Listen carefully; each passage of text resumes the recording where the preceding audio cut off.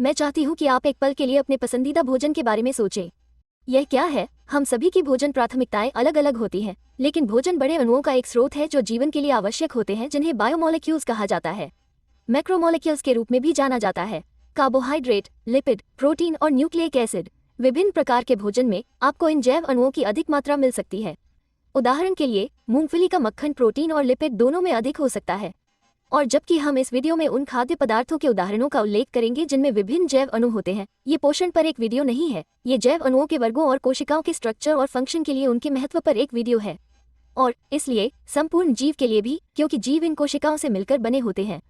इससे पहले कि हम 4 बायोमोलेक्यूल्स के बारे में विस्तार से जानें, हमें एक बहुत ही महत्वपूर्ण शब्दावली के बारे में बात करनी होगी। मोनोमर शब्द। एक मोनोमर एक बिल्डिंग ब्लॉक है। अगर मेरे पास कोई बड़ा पदार्थ है तो उस पदार्थ को बनाने वाले हिस्सों को मोनोमर्स कहा जाता है। प्रत्येक बायोमोलेक्यूल वर्ग के साथ यदि यह लागू होता है तो हम इसके मोनोमर का उल्लेख करेंगे। हम कार्बोहाइड्रेट के बायोमोलेक्यूल्स वर्ग से शुरुआत करेंगे। आमतौर पर ब्रेड, पास्ता, फल और सब्जियों जैसी चीजों में कार्बोहाइड्रेट की मात्रा अधिक होती है। कार्बोहाइड्रेट का मोनोमर, याद रखें, इसका मतलब है कि बिल्डिंग ब्लॉक मोनोसेकेराइड है। मोनोसेकेराइड का एक उदाहरण शुगर ग्लूकोज है। ग्लूकोज एक बहुत बड़ी बात है क्योंकि इसका उपयोग सेलुलर रेस्पिरेशन में एटीपी, एक एनर्जी करेंसी बनाने के लिए किया जाता है। यदि 2 मोनोसेकेराइड जैसे ग्लूकोज संयुक्त हो जाएं, तो आपको एक डिसेकेराइड मिलेगा। उदाहरण के लिए, इन 2 ग्लूकोज शुगर को एक साथ रखें और आपको डिसेकेराइड माल्टोज मिलता है। वैसे बहुत से शुगर के आखिर में ओज होता है। Glucose, maltose, lactose, sucrose, fructose, मैं आगे बढ़ सकती हूँ। अंत ओज एक कार्बोहाइड्रेट सुराग हो सकता है। यदि आप बहुत सारे मोनोसेकेराइड को एक साथ जोड़ते हैं तो वो मिलकर एक पॉलीसेकेराइड बना सकता है, एक बड़ा कार्बोहाइड्रेट। तो कार्बोहाइड्रेट किसी जीव और उसकी कोशिकाओं के स्ट्रक्चर और उसके फंक्शन के लिए कैसे महत्वपूर्ण है? खैर, पौधों में कार्बोहाइड्रेट की कोशिका दीवारें होती हैं, विशेष रूप से एक बड़ी कोशिका जिसे सेलुलोज के रूप में जाना जाता है। कवक में कार्बोहाइड्रेट की कोशिका भित्ति भी होती है, जिसे विशेष रूप से काइटिन के रूप में जाना जाता है। मजेदार तथ्य, कार्बोहाइड्रेट काइटिन से ही कीड़ों का बाहरी कंकाल बनता है। हमने बताया कि ग्लूकोज का उपयोग एटीपी बनाने के लिए किया जाता है, जो कार्बोहाइड्रेट को कोशिकाओं के लिए ऊर्जा का एक तेज स्रोत बनाता है। तो ये कार्ब्स के लिए एक बड़ा कार्य है, एक प्रमुख ऊर्जा स्रोत जिस तक कोशिकाएं पहुंच सकती हैं। उस ऊर्जा को पॉलीसेकेराइड रूप में भी संग्रहित किया जा सकता है। याद रखें, पॉलीसेकेराइड एक बड़ा कार्बोहाइड्रेट है, जैसे पौधों के लिए स्टार्च या जानवरों के लिए ग्लाइकोजन। अगला, लिपिड। लिपिड में वसा और तेल शामिल है। खाने की चीजों के उदाहरणों में मक्खन या जैतून का तेल शामिल हो सकता है। यह एक बहुत विविध समूह है, मतलब लिपिड कई प्रकार के होते हैं। ट्राइग्लिसराइड्स हैं, फॉस्फोलिपिड होते हैं, स्टेरॉइड होते हैं। ये तो बस कुछ उदाहरण हैं। अधिकांश, लेकिन सभी नहीं, लिपिड में ग्लिसरॉल और फैटी एसिड के बिल्डिंग ब्लॉक होते हैं। हालांकि एक बात जो लिपिड आमतौर पर साझा करते हैं, आमतौर पर वे हाइड्रोफोबिक होते हैं, या कम से कम उनमें एक महत्वपूर्ण हाइड्रोफोबिक घटक होता है। इसका मतलब है लिपिड या कम से कम उनका एक प्रमुख घटक पानी पसंद नहीं करता है। लिपिड आमतौर पर पानी में नहीं घुलते, और यह आमतौर पर दिलचस्प है क्योंकि अन्य बायोमोलेक्यूल्स घुलते हैं। तो लिपिड किसी जीव और उसकी कोशिकाओं के स्ट्रक्चर और फंक्शन के लिए कैसे महत्वपूर्ण है? याद रखें कि हमने कैसे कहा था कि सभी कोशिकाओं, पौधों की कोशिकाएं, पशु कोशिकाएं, सभी कोशिकाएं में झिल्ली होती है। खैर, फॉस्फोलिपिड्स को उस फॉस्फोलिपिड बाइलेयर के लिए धन्यवाद, क्योंकि यह सही है, लिपिड कोशिका झिल्ली संरचना बनाते हैं।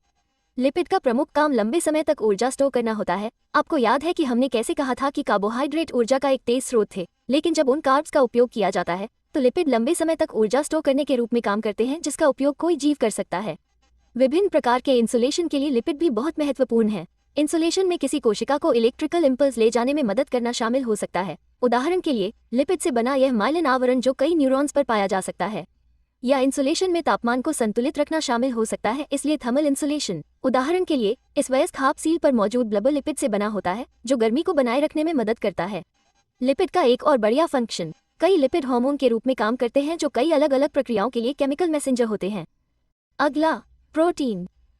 प्रोटीन के स्रोतों में सेम, मांस, नट्स और अंडे शामिल हैं। प्रोटीन का मोनोमर एक अमीनो एसिड है। आमतौर पर प्रोटीन में कई अमीनो एसिड एक साथ बंधे होते हैं। अमीनो एसिड विभिन्न प्रकार के होते हैं। तो प्रोटीन किसी जीव और उसकी कोशिकाओं के स्ट्रक्चर और फंक्शन के लिए कैसे महत्वपूर्ण है? बनावट के अनुसार मांसपेशी ऊतक की तरह ऊतक में भारी मात्रा में प्रोटीन होता है।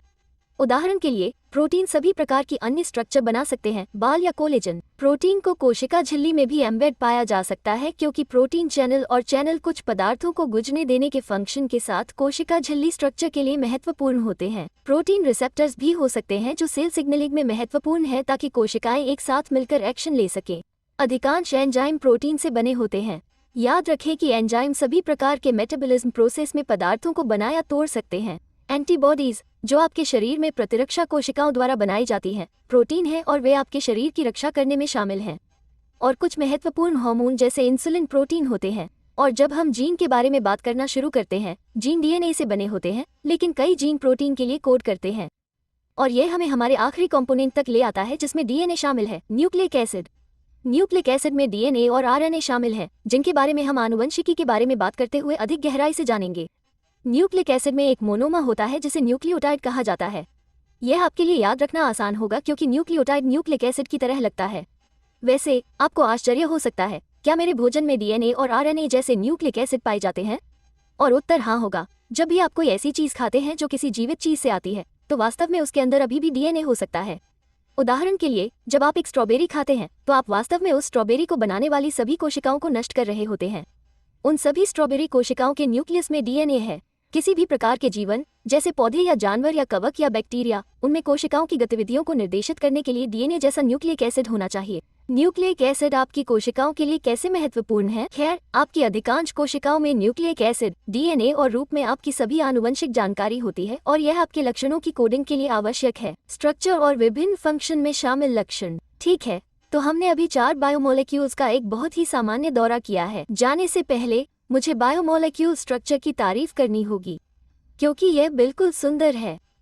तो अगर मैं उन्हें उसी क्रम में व्यवस्थित करूं जैसा हमने किया था, कार्ब्स, लिपिड, प्रोटीन और न्यूक्लिक एसिड, हम उनमें प्रमुख और सबसे आम तत्वों को कैसे याद रख सकते हैं? एक लोकप्रिय नेमोनिक है जिसे चोन CHONP के नाम से जाना जाता है। हालांकि यह N के साथ चौम है। C carbon, H hydrogen, O oxygen, N nitrogen और P फॉस्फोरस को याद रखने में मदद करने के लिए। क्या इसका मतलब ये है कि आपको जैव अणुओं में अन्य तत्व नहीं मिलेंगे? बिल्कुल नहीं, लेकिन जैव अणुओं में इन तत्वों की व्यवस्था को समझना महत्वपूर्ण है क्योंकि व्यवस्था की संरचना उनके कार्य पर बहुत प्रभाव डालती है। आप विवरण में हमारे आगे पढ़ने के सुझावों में और अधिक जान सकते हैं। अमीबा सिस्टस की ओर से इतना है। याद दिला दें कि आपको उत्सुक बने रहना चाहिए।